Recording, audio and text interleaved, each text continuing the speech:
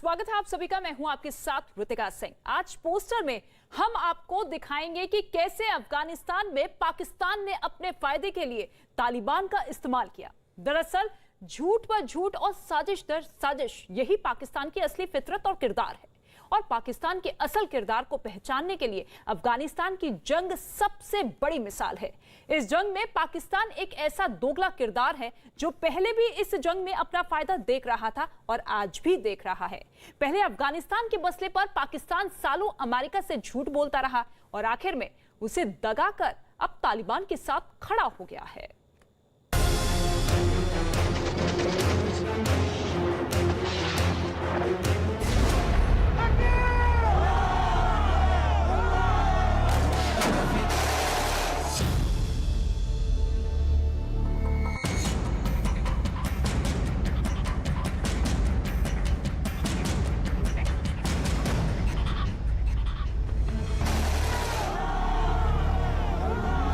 पाकिस्तान का तालिबान कनेक्शन। आपस में ये ज्यादा जंग नहीं करते हैं, बार बार इनके बीच में सौदा होता है।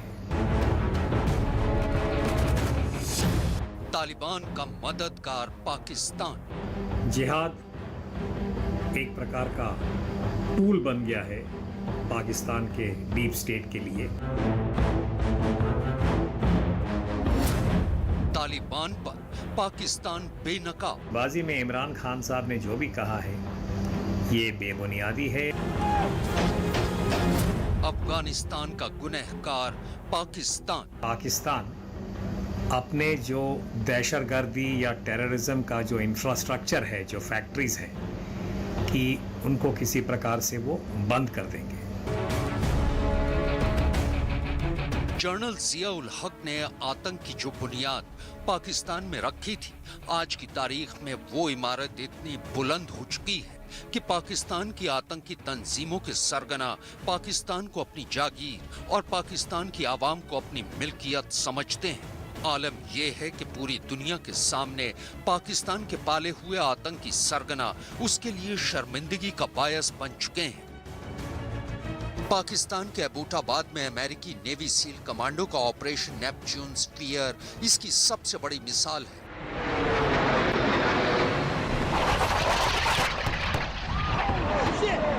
ऑपरेशन नेपच्यून स्फीयर के तहत अमेरिका ने मई 2011 में 9/11 आतंकी हमले का बदला लेते हुए अल-कायदा के सरगना ओसामा बिन लादेन को मार गिराया था। लेकिन पाकिस्तान की आर्मी के कमांडर इन चीफ और पाकिस्तान के राष्ट्रपति रहे परवेज मुशर्रफ बड़ी ही बेशर्मी से ओसामा बिन लादेन को हीरो के तमगे से नवाजते हैं। रिलीजियस मिलिटेंसी हमने पाकिस्तान के हक में यहाँ इंट्रोड्यूस की सोवियट्स को निकालने के लिए। ठीक है। हम मुजाहिदीन लाए पूरी दुनिया से, हमने तालिबान को ट्रेन किया, उन्हें वेपन्स दिए, उनको अंदर भेजा। वो हमारे हीरो थे। ठीक है। ये जो हक्कानी है, हीरो है हमारा जी। ठीक है। 80s का हीरो है। बिल्कुल। ओसामा बिन लादेन हमारा हीरो था। दरअसल अफगानिस्तान को साजिशों के जाल में फंसाकर जिस एक मुल्क ने अफगानिस्तान का सबसे ज्यादा नुकसान किया है, वो कोई और नहीं बल्कि पाकिस्तान ही है। पाकिस्तान की सेना के जनरल और सियासतदान पूरी दुनिया के सामने ये साबित कर चुके हैं कि पाकिस्तान में मुल्ला, मिलिट्री और मिलिटेंट कितनी अहमियत रखते हैं। इसकी सबसे बड़ी मिसाल बने मौलाना समीउल हक।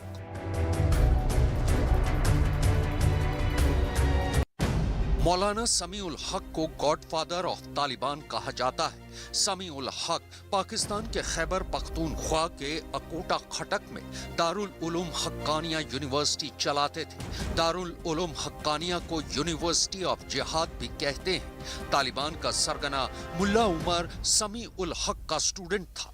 दारुल उलूम हक्कानिया से आतंकी संगठन हक्कानी नेटवर्क का सरगना जलालुद्दीन हक्कानी पढ़ाई कर चुका है। जलालुद्दीन के बेटे सराजुद्दीन यानी तालिबान के नंबर 2 ने भी दारुल उलूम हक्कानिया से ही पढ़ाई की है। इसके अलावा तालिबान का एक और बड़ा सरगना अख्तर मंसूर भी इसी यूनिवर्सिटी से पढ़ा है। ये तालिबान के वो लीडर हैं जिनके आतंकी 20 साल तक अफगानिस्तान में अमेरिकी फौज से जंग लड़ते रहे। समीउल हक की 2 नवंबर 2018 को रावलपिंडी के बहरिया टाउन में उनके घर में घुसकर हत्या कर दी गई थी।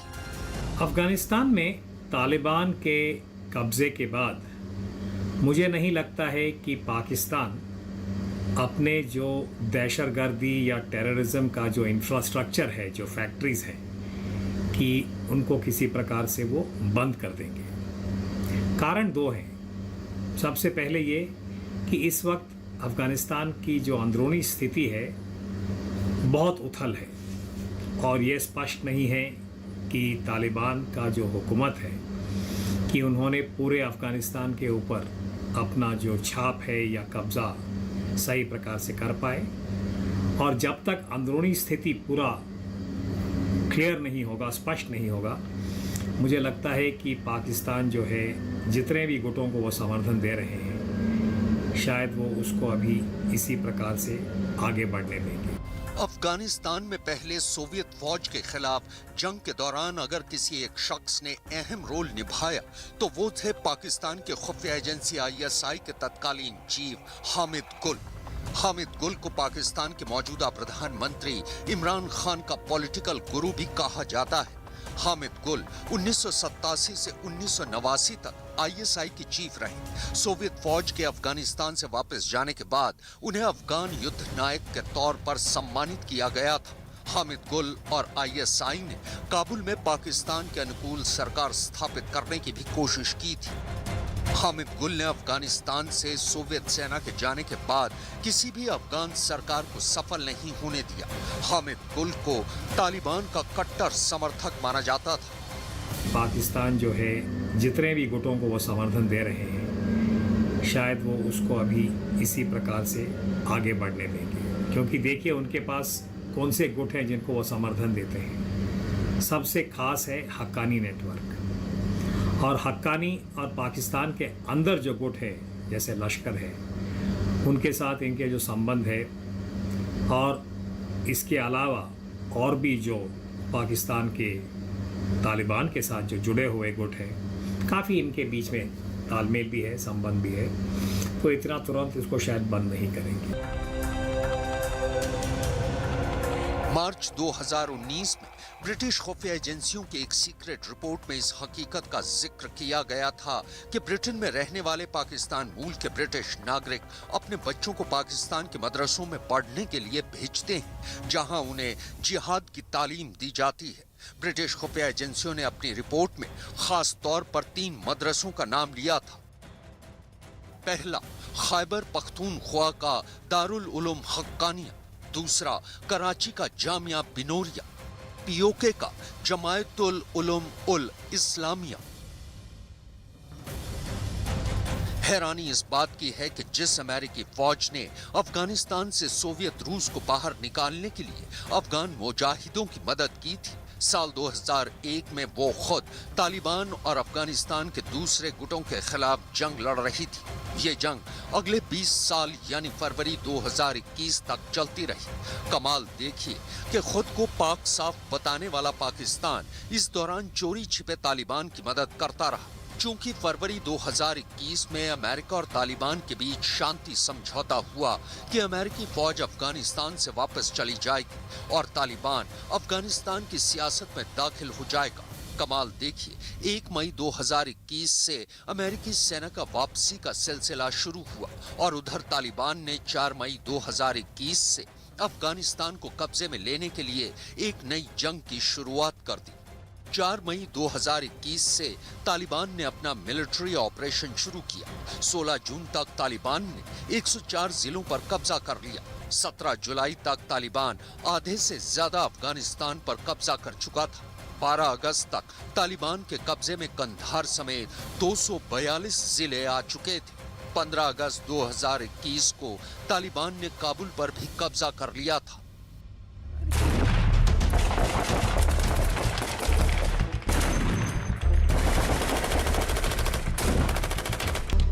हैरानी तो इस बात की है कि तालिबान के लड़ाकों ने महज 4 महीने के वक्त में अफगानिस्तान पर पूरा कब्जा जमा लिया।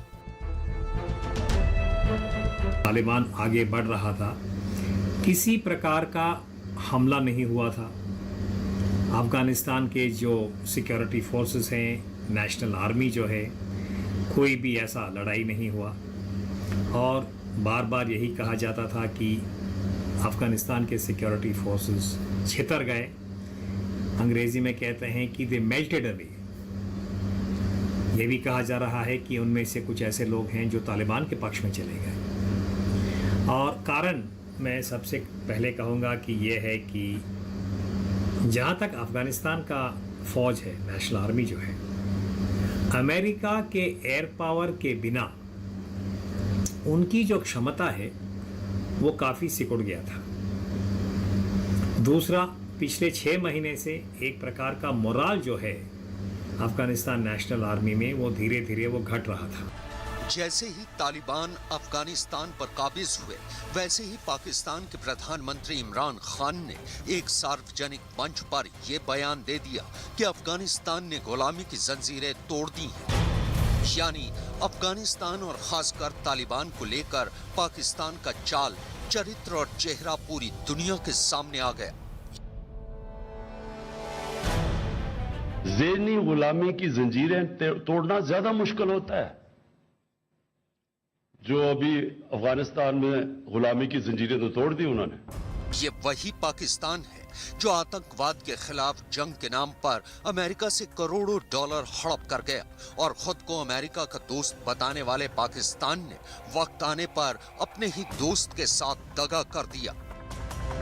इमरान खान साहब का जो टिप्पणी है कि तालिबान के कब्जे के बाद अफगानिस्तान के नागरिकों के लिए एक प्रकार से उन्होंने गुलामी के जो जंजीर है तोड़ दिए और अभी आज़ाद है, ये मैं कहूँगा कि बहुत ही बेबुनियादी है। क्योंकि अगर आप हकीकत को देखें, वहाँ की सच्चाई क्या है कि तालिबान के वहाँ कब्ज़ा करने के बाद ये तालिबान 2.0 जिसको कहा जाता है, अफ़गानिस्तान के कई सारे नागरिक एक प्रकार से गुलाम हो जाएंगे। लिहाजा पाकिस्तान कभी नहीं चाहेगा कि तालिबान पर से उसकी पकड़ कमजोर हो, यानी पाकिस्तान आने वाले वक्त में भी अफगानिस्तान को अपनी साजिशों के जाल में उलझाकर रखने वाला है। तो पाकिस्तान ही नहीं बल्कि उसका सदाबहार दोस्त चीन भी अफगानिस्तान पर हमेशा से डबल गेम खेलता आ रहा है। चीन दुनिया को दिखाने के लिए तो अमेरिका और उसके सहयोगी देशों के साथ खड़ा रहा, लेकिन उसने कभी भी तालिबान के खिलाफ कोई बयान नहीं दिया।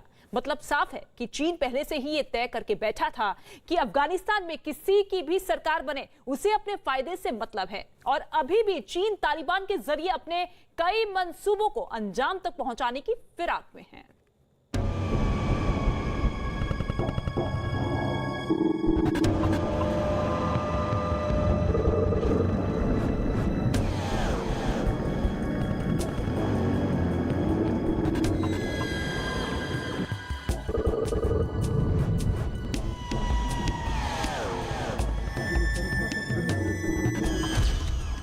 चीन का तालिबान प्लान।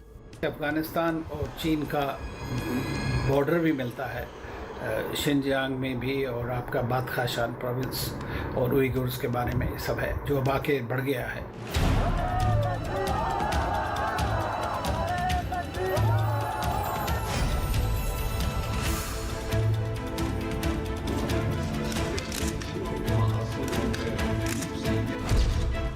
अफगानिस्तान में चीन का डबल गेम। जापान के खिलाफ जापान बॉम्बिंग कर रहा था चीन के ऊपर में, और तब अफगानिस्तान की फोर्सेस भी उनके साथ लड़ी थी।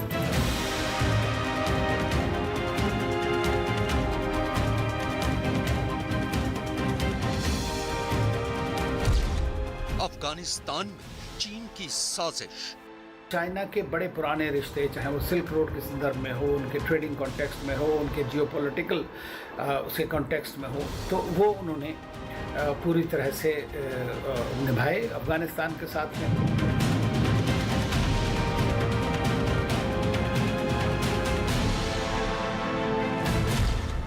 चीन और तालिबान का दोस्ताना रिश्ते तालिबान जो मुजाहिदीन ही थे उस वक़्त के, तब से कहे जा सकते हैं कि चले चले आ रहे हैं उनके। पाकिस्तान ही नहीं बल्कि अफगानिस्तान की बिसात पर शुरू से ही चीन का रुख और रवैया दोगला रहा है। दरअसल जिस दिन सोवियत संघ की फौज अफगानिस्तान में घुसी थी, उसी दिन से चीन अपने कम्युनिस्ट दोस्त के खिलाफ खड़ा हो गया था।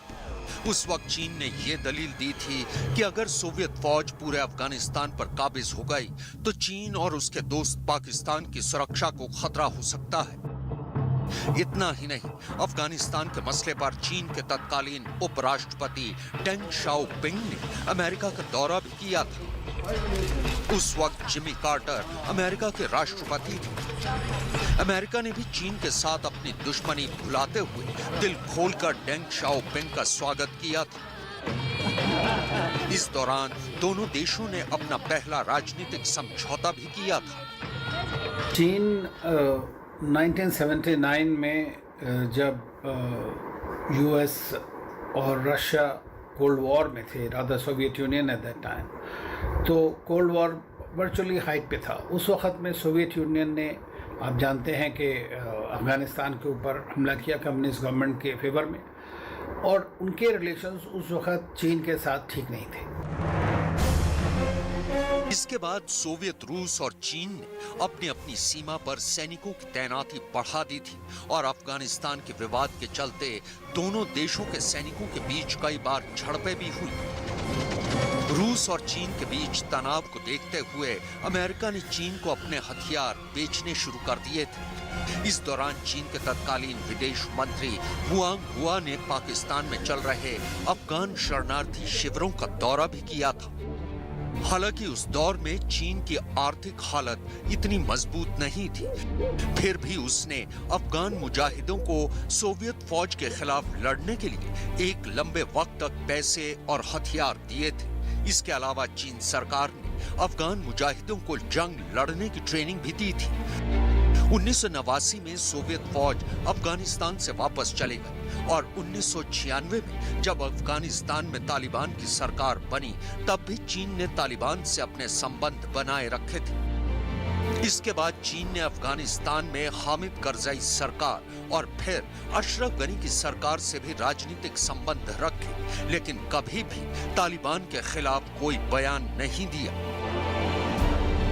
यूएसए और चाइना के रिलेशन नॉर्मलाइज हुए। उन्होंने 1 जनवरी 1979 में डिप्लोमेटिक रिलेशंस एस्टेब्लिश करे, और अफ़गानिस्तान गवर्नमेंट उस वक्त जो थी, वो जो सोवियत यूनियन ने एस्टेब्लिश करी थी, वो सपोर्ट करती थी ताइवान को चाइना के ताइवान ने वियतनाम को चाइना के अगेंस्ट में। तो उस वक्त चाइना वियतनाम का एक वॉर भी हो रहा था, आपको याद हो।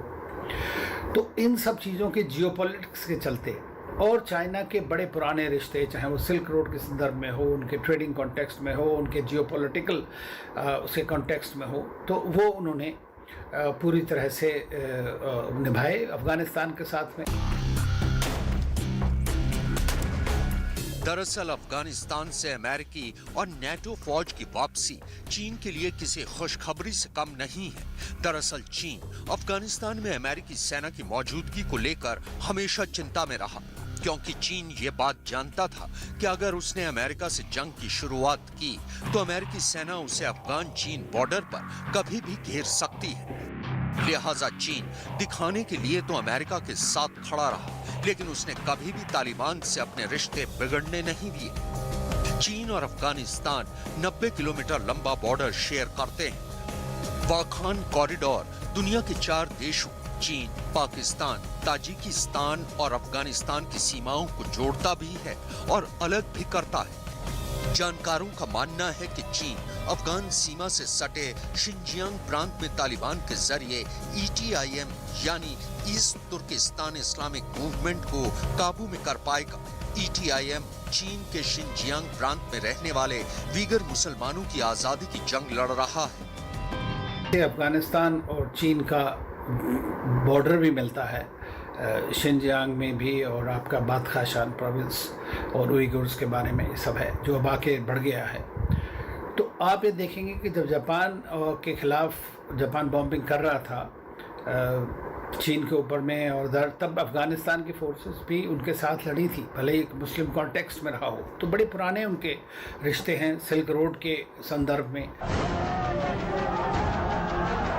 जानकारों का यह भी मानना है कि चीन के लिए तालिबान को समर्थन देने के पीछे उसके आर्थिक और रणनीतिक हित छिपे हैं। दरअसल चीन का one belt one road project middle east से लेकर यूरोप और अफ्रीका तक जाएगा।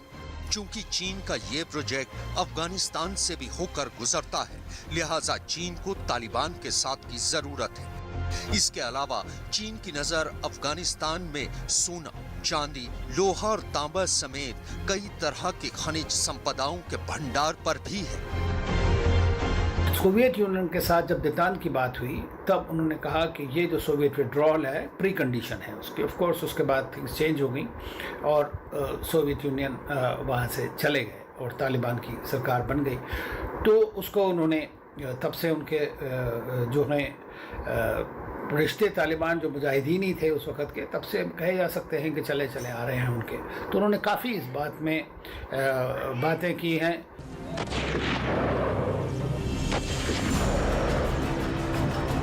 अफगानिस्तान पर कब्जा करने के बाद तालिबान ने चीन को अफगानिस्तान के पुनर्निर्माण का न्योता दिया है।